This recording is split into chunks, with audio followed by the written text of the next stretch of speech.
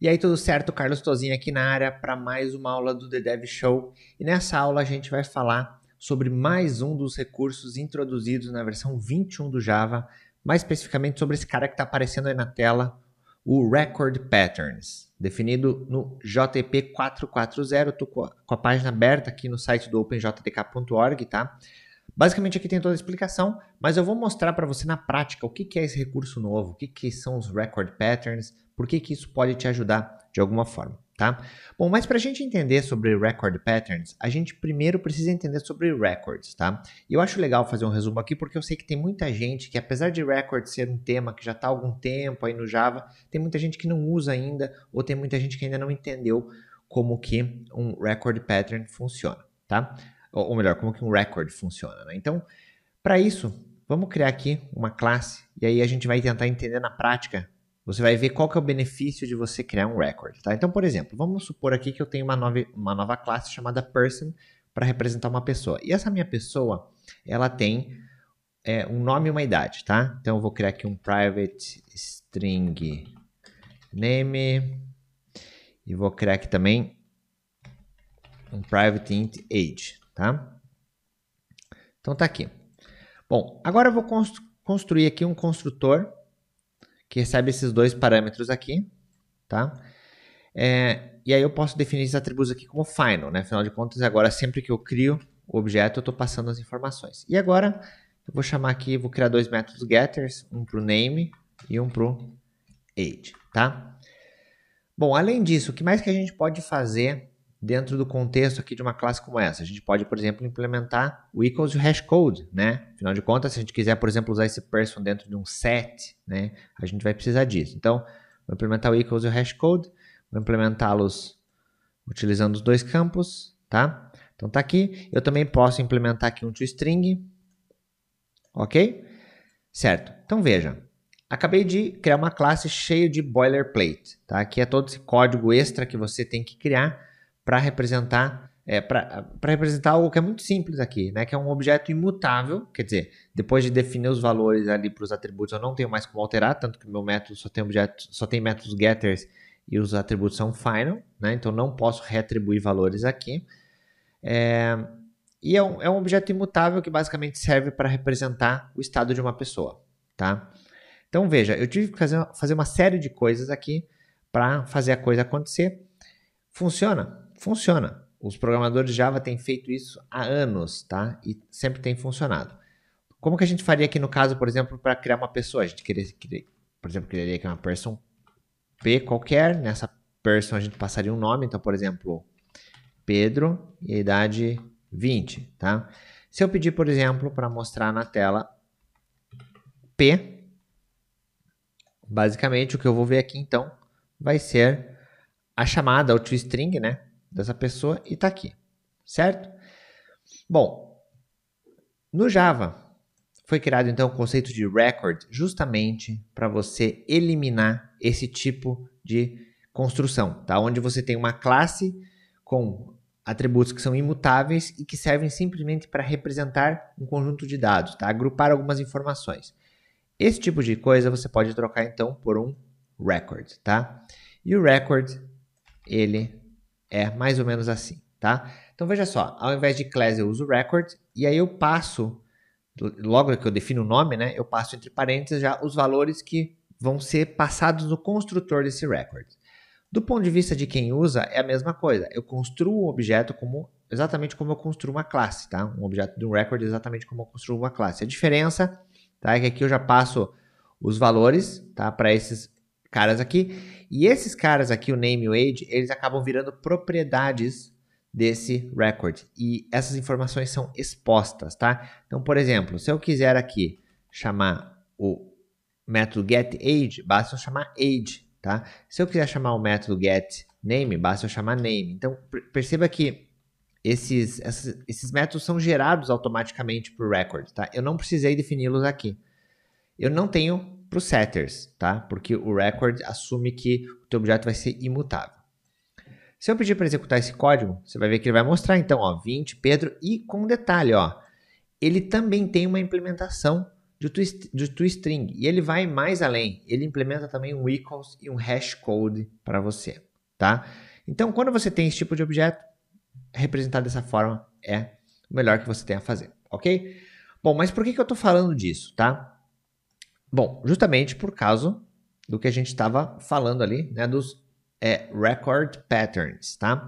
E para a gente entender como funcionam, então, os record patterns, imagine o seguinte, vamos supor que eu tenho aqui um método na minha classe, esse método, ele retorna um inteiro e ele faz a soma de alguma coisa, tá? E eu vou passar aqui, por exemplo, um objeto, obj, para somar, ok? Então, veja, eu estou passando um tipo genérico, tá? Então, esse meu método sum recebe qualquer coisa, e basicamente o que ele vai fazer é verificar qual é o tipo do objeto para fazer, então, a soma específica, tá? No final das contas, eu vou retornar 0 se não encontrou nenhum.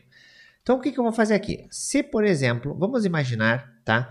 Que se o meu objeto é por exemplo, uma pessoa, tá? Eu quero, ou melhor, antes disso, vamos criar aqui um outro record, tá? Vamos criar aqui um outro record. Já vou vir aqui Java Class, vou escolher record aqui direto, tá? Eu vou criar um record do tipo pair, tá? A gente já vai voltar para o person, tá? Vamos primeiro falar sobre inteiros. Então, vamos supor aqui que eu tenho o integer i1 e o integer i2, tá? Então, esse é o meu record pair, tá? Então, basicamente, é um objeto que dentro dele, ele armazena um par de números, tá? Dois números, tá? Um parzinho, ok? Então, agora vamos imaginar o seguinte. Voltando aqui para a nossa situação, vamos supor que se o meu objeto for uma instância de pair, tá? Eu quero somar os valores inteiros e retornar. O que eu faço? Bom, eu teria que fazer o seguinte, né? Eu teria que fazer um casting. Então, fazer lá pair, por exemplo, igual a pair de obj, tá? E aí, eu teria que fazer aqui pair.i1 mais pair.i2 e eu teria que retornar esse valor para fora, tá? É assim que a gente faria lá no Java antes dos patterns matching, tá? Então, basicamente, deixa eu apagar aqui minha pessoa. Se eu quisesse, por exemplo, então somar um par, né? Vou pedir para mostrar na tela aqui, por exemplo, a soma de um new pair. E nesse pair eu tenho, por exemplo, 10 e 5, tá? O que vai acontecer? Na hora de executar isso, ele vai mostrar para mim 15, tá? Exatamente como esperado. Legal. Agora, o Java foi criando recursos para você lidar com essa questão aqui do casting, né? Então, por exemplo, eu não preciso mais fazer esse casting. Se eu usar aqui o pattern matching, eu posso, por exemplo, definir esse pair como chamando pair e automaticamente eu posso eliminar essa linha, tá? Então, veja, agora o meu if, além de ele fazer o teste, ele também já armazena na variável pair uma referência para o objeto com o casting realizado, se o casting puder ser realizado, obviamente, né? Então, eu já simplifico as coisas, certo? Só que, agora, com os record patterns, o Java foi um pouquinho mais além, tá? Ao invés de a gente enxergar isso aqui como um pair, tá? A gente pode enxergar isso aqui como um pair de inteiros. Então, por exemplo, eu posso definir esse cara aqui, se ele for uma instância de pair, e aí eu posso colocar aqui pair, entre parênteses, por exemplo, integer v1, que é o primeiro valor, e integer v2, certo? O que eu estou fazendo aqui? Eu estou desconstruindo o pair, tá? Eu estou extraindo os dados de dentro do pair, caso o object seja uma instância de pair, e estou armazenando os valores de i1 em v1 e i2 em v2. Isso faz com que eu possa agora simplesmente fazer assim, ó, v1 mais v2, tá? Se eu executar o código, você vai ver que o resultado final é 15. É exatamente o mesmo, certo? Então, basicamente, o que está acontecendo aqui, tá? Só para a gente recapitular. Se você chama o sum passando uma instância de pair de inteiros, tá? Então, essa linha vai fazer uma checagem para ver se realmente é uma instância. Se for, o que ele vai fazer? Ele vai pegar, se for um pair de integer, né? Ele vai pegar o integer do primeiro parâmetro do pair, vai armazenar em v1, o segundo em v2, tá? E a partir desse momento, dentro do meu bloco if, eu tenho acesso a essas variáveis v1 e v2, que já são os valores extraídos de lá de dentro. certo? Então isso já ajuda, né? Bom, só que tem um detalhe. Aqui nos Record Patterns, o Java ainda foi um pouco mais além, para permitir que você extraia informações de records que sejam aninhados, quer dizer, records dentro de records. E para mostrar isso, tá? Vamos fazer o seguinte, eu tinha aqui um record pair, que era um par de inteiros, tá? Agora vamos criar aqui um novo record, que eu vou chamar de person pair, que é um par de pessoas, tá? E aí aqui eu vou dizer o seguinte, que eu tenho aqui a pessoa P1 e a pessoa P2, tá?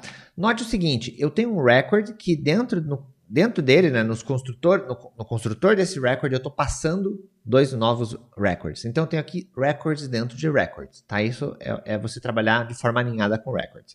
Agora vamos voltar para o nosso exemplo. Vamos supor, tá, que se o meu objeto for uma instância de person pair,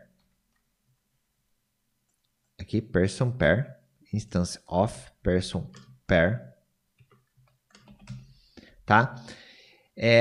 O que eu vou fazer? Bom, eu quero somar as idades das pessoas. Afinal de contas, né, o person pair tem duas pessoas, cada uma das pessoas tem dentro dela uma idade. E eu quero fazer a soma. Bom, primeiro, né, para a gente entender como é que seria essa sequência de ir evoluindo aqui, como é que a gente faria isso aqui, né, sem usar os pattern matching. Então, a gente poderia fazer assim, ok, então se é do tipo person pair, eu posso criar aqui, então, uma variável, né, do tipo person pair. Essa variável eu vou chamar de pair, onde eu vou fazer um casting de person pair do meu objeto, certo?